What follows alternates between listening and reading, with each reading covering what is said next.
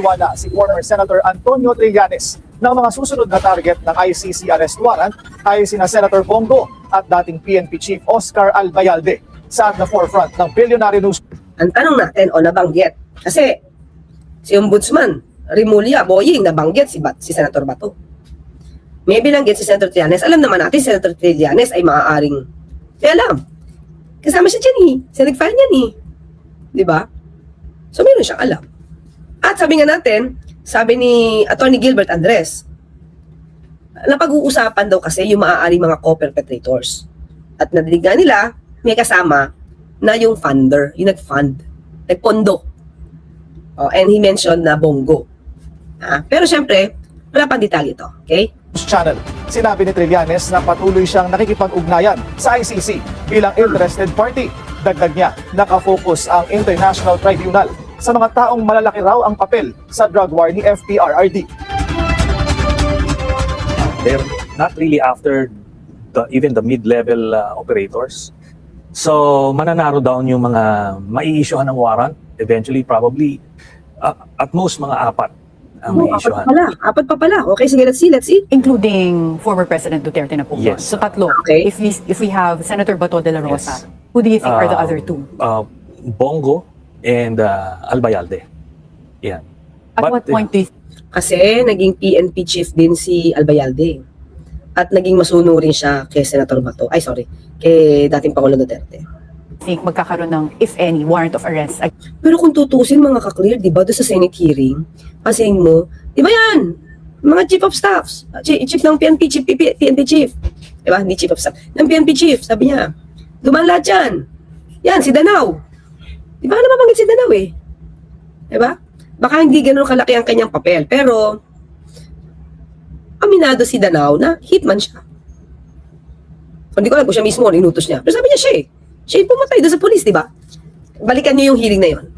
Na natanong siya. At proud siya na sinabi niya na isang police na di umano na nagda-drugs, nagpa-rehab, tapos nagda-drugs pa rin, at inaaway daw yung asawa, so inoperate nila. Kaya kill. Tanong ko lang naman, tama ba yun? Okay, sige na. O, kinil mo na. Kinil mo na. At mukha alam naman ni dating Pangulo Duterte dahil tinuturo si Danao. Ayan, sabi niya, tumatawa o nagdadasal yan. Diba, tinuro niya rin si Senator Bato. Kung nag-kill siya ng pulis, ano susunod na mangyari? Wala lang? Pinalibing lang? Wala nang kaso? Walang record? Diba? Kasi mga kaklear sa death certificate nun, ano lalabas nun? Diba? Gunshot yun. So, kapag may gunshot, dapat mayroong investigasyon. At pag ikaw ay nakapatay, mga kaklear, automatic yun, may kaso ka. Automatic yun, may kaso ka. Ang mangyayari na lang doon, magdidepensa ka. Diba? Kung self-defense at sinunod niya yung payo ni dating Pangulong Duterte na encourage them to fight. Diba? Let them draw their guns. Or encourage them to draw their guns. Diba? Instead na hulihin mo, iposas mo, kalabanin nyo para pag lumaban, pang! Baka yun yung sinunod niya. Pero still, kung self-defense yun, may kaso ka pa rin. Diba? Justifying circumstance na lang yun. Oh. Diba? Kaya, yun ang tanong. Diba? After mga pumatay, diba? Anong ginawa after ng mga pulis? Diba? Yun yung tanong eh. O, allowed na ganun? Kaya ano sila? Okay lang na gawin? Diba? Yun yung tanong lagi eh. Pag bumatay ba yung pulis, after that, ano? Wala nang investigasyon? Ipalilibing na lang? Hindi yun ang dapat mangyari. Hindi yun yung nasa rules of court. Hindi yun yung nasa batas. Diba? So, ang mangyari yan, after that, mo, self-defense, okay, sige, wala nang kaso. Burahin ng kaso. Ganon. Diba natatandaan niya si pagkakapatay kay Espinosa? Kasi nag-viral yun eh. Kaya kailangan pa-imbestigan. Siguro kung hindi yung nag-viral, tahimik, wala nang investigasyon yun. Ganun yun. Ganun yun noon. Kaya nga yung mga tao, tumakbo doon sa ICC. So wala silang makukuha dito ng justisya. Yun ang paniwala nila. Kaya hanggang ngayon nga, tinan nyo, hindi pa nag-start yung hearing. Pero at least, nandun na yung pinaka di umanong utak. Diba? Sige, tuloy tayo. against them? Mga next year na yon, yung dalawa. Next year. Tayo sinasep Oh, sorry. Who do you think are the other two? Bongo and Albayalde. Yan. Oh, sorry. At But, what point do you think magkakaroon ng, if any, warrant of arrest against them? Mga next year na yon, yung dalawa. But si kay Bongo, tingnan natin, baka Ano, binitin. Ganda naman ng ngiti eh. Ano ba to? Senator Trillanes talaga. Nambitin. Kita niyo yung bang ngiti niya, no?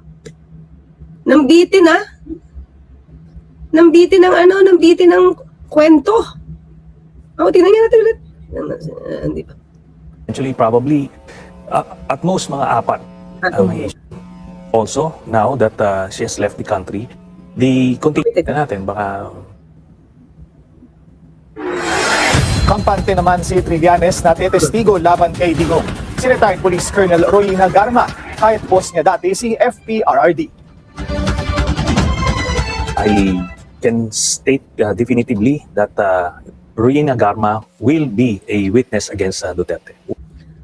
Siyempre, alam niya na yung mga clear, di ba? Alam niya na nga nandoon at alam niya na naimbestigahan. Alam niya na nakausap ng ICC. Oo. Well, anyway, kasi sabi naman niya dito, mga clear, lakihan ko na to. Sabi naman niya, di ba? Itong mga babanggit yung mga pangalan, you can be a state witness. Di ba? Kung kayo na may nautusan lang at nag-implement. May mga rin yung encourage niya kay, ano, di ba? Kay Senator Bato. Diba? Ilalaglag kaya? Ilalaglag kaya? Nag-iisip kaya si Senator Bato kung ilalaglag niya si dating Pangulong Duterte to save himself and to tell the truth? Kung base sa truth nila, ha? Diba? O kinakausap din ito ng mga Duterte para hindi pang hinaan ng loob?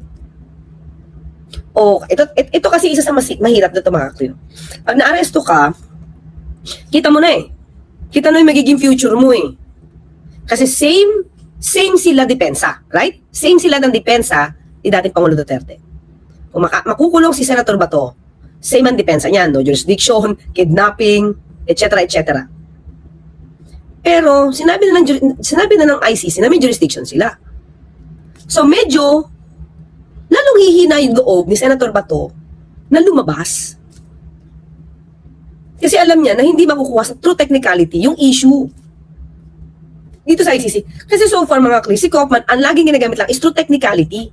Wala pa siyang depensa. Hindi pa siya nagdi-deny ng killings. Wala pa siya nagdi-deny. Ang lagi lang niya sinasabi, kinidnap, walang jurisdiction, may sakit.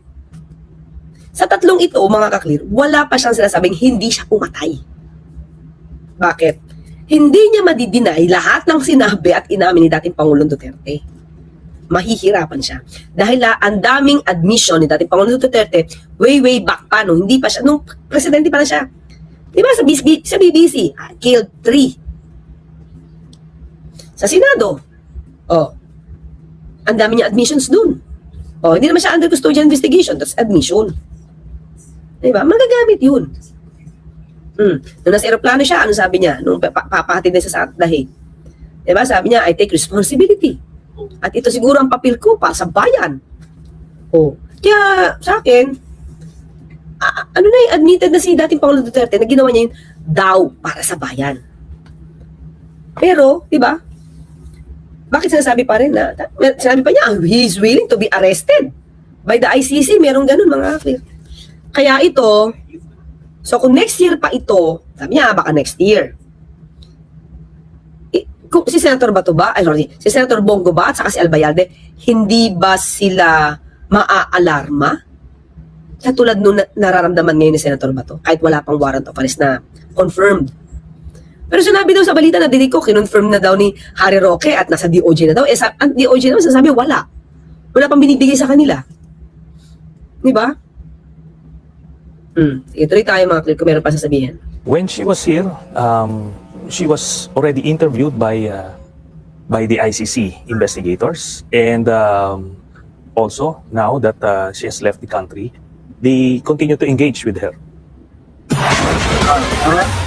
So in other words, mga ka-clear, mukhang si Garma din ang nagsabi ng mga papel ng bawat isa. Senator Bato. Although nandun siguro yun kasi sabi natin redacted. Pero maliban kila Las Cañas, Matubato, mismong insider parte mismo ng grupo That's Garma. Diba? Siya yung nagsabi ng operation. Nung na-interview siya, nung na-investigate siya, at sabi ni Senator Trillanes ay magiging witness. So, mas pinagtibay, marahil, yung papel ni Senator Bongo at saka ni General Albayalde. Kasi kung magkakasama sila Kaya nga tingin ko lang mga kakliran. Si Mayor Magalong, isa ito, that's 2016, kailan ba? Baka naman at that time, kasi ang PNP chief pa nun si si General Bato. So, sino pa kaya yung binabanggit ni Mayor Magalong ng mga generals na kinakausap niya? Doon sa kanilang command conference. Yung pagpupulong tungkol sa Tokhang. Oversight head committee siya Oversight committee head siya So, alam niya yung galawan, alam niya kung sino yung malamang, alam niya kung sino yung nagpupondo. Diba? Kung oversight committee head ka, alam mo yung operation, diba? Natin naman niya to wala naman siyang wala naman tayong ginagawang kwento dito na hindi siya umamin. So, oversight committee. Okay, natin ang pinaka-functions, main functions. Head pa siya. An oversight committee's main function, ito.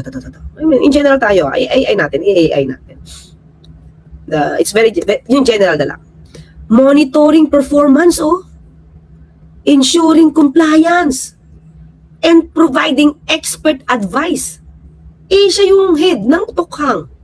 Oversight committee head ng Tokhang, si Mayor Magalong. Diba?